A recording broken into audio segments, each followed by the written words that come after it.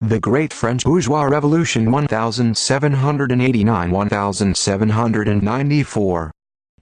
By the end of the X8th century, in France all the prerequisites of the bourgeois revolution were formed.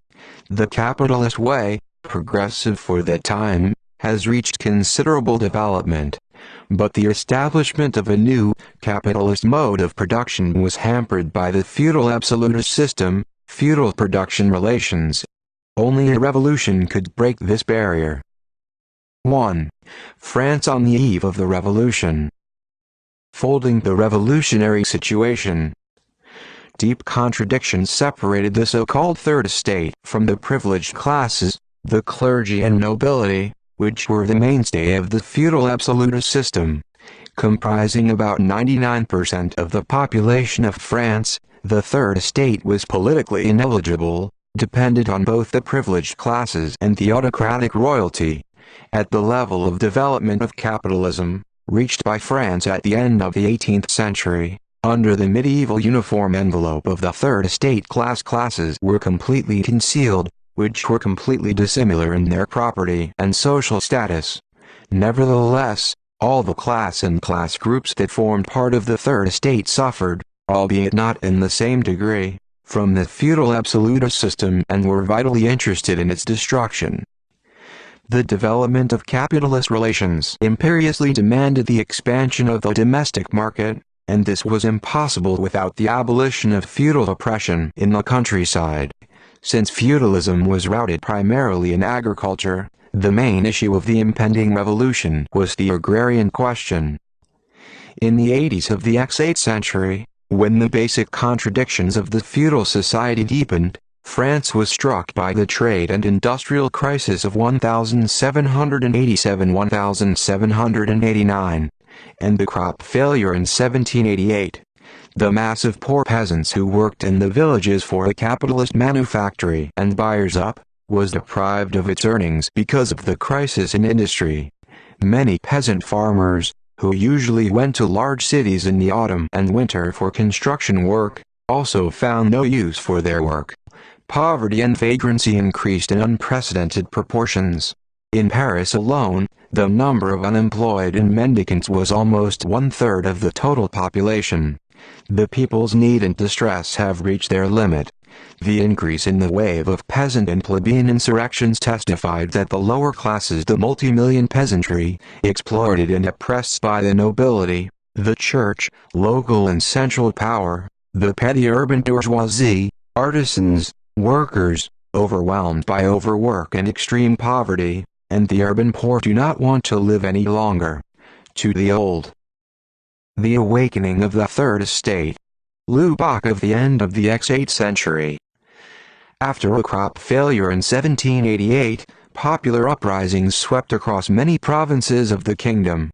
The insurgent peasants hacked grain barns and landowners' bins, forced bread traders to sell it at a lower price, or, as they said then, an honest price. At the same time, the upper classes could no longer manage in the old way. The acute financial crisis and bankruptcy of the state treasury forced the monarchy to urgently seek funds to cover current expenses.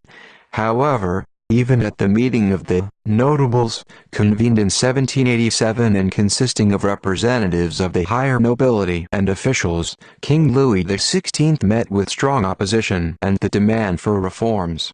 Ubiquitous support was found for the demand for the convocation of the General States, which had not been assembled for 175 years. The king was forced in August 1788 to consent to their convocation and again appointed the head of the financial department. Popular among the bourgeoisie minister, dismissed him in 1781, the banker Necker. In their struggle against the privileged classes, the bourgeoisie needed the support of the popular masses. The news of the convocation of the States General excited great hopes among the people. The food riots in the cities became more and more intertwined with the political movement led by the bourgeoisie. The speeches of the workers and other plebeian elements of the urban population began to take on a stormy, openly revolutionary character. Major popular unrest occurred in 1788 in Rennes, Grenoble, Besançon, while in Rennes and Besançon, part of the troops, moved to suppress the uprising, refused to shoot at the people. In the autumn of 1788, in the winter and spring of 1789, workers and the urban poor in many cities, including such large cities as Marseille, Toulon, Orleans, attacked the houses of officials, seized grain in warehouses, set solid lower prices for bread and for other food products. At the end of April 1789, an uprising broke out in the Saint-Antoine suburb of Paris. The rebels defeated the house of the hated owner of the manufactory of the wallpaper of Revlon and another industrialist, Henriot. Guards and cavalry attachments were moved against the rebels, but the workers resisted steadily, using stones, cobblestones with pavement, roof tiles. In the ensuing bloody battle, several hundred people were killed and wounded. The uprising was suppressed, but the workers repulsed the corpses of their killed comrades, and in a few days they carried them to the cemetery with a majestic and formidable mourning demonstration. The uprising in the Saint-Antoine suburb made a great impression on contemporaries. It showed how high the wave of popular anger rises, what enormous powers it holds in itself. The tops, the king and the feudal aristocracy, proved powerless to stop the growth of popular outrage. The old levers, with which the royal authorities held the people in obedience, were now denied. The violence of repression did not reach more than the goal. Contrary to the calculations of the court, the decision to convene the General States did not bring peace, but only increased the political activity of the broad masses. The preparation of orders to deputies, the discussion of these orders, the election of deputies of the Third Estate themselves, all this for a long time heated the political atmosphere. In the spring of 1789, public excitement engulfed the whole of France. General States, turning them into a constituent assembly. May 5, 1789 in Versailles, the General States opened their doors.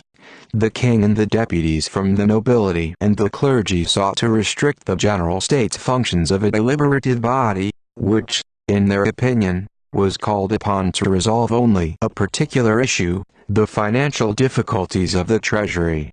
On the contrary, the deputies of the Third Estate insisted on expanding the rights of the General States, sought to turn them into the highest legislative body of the country. For a month or more, fruitless wrangling about the conduct of the meetings lasted, word for word, which would give an advantage to the nobility and the clergy, or jointly, which would provide the leading role to the deputies of the Third Estate, who had half of all mandates. On June 17, a meeting of the deputies of the Third Estate decided on a bold act. It proclaimed itself a National Assembly, inviting the remaining deputies to join them.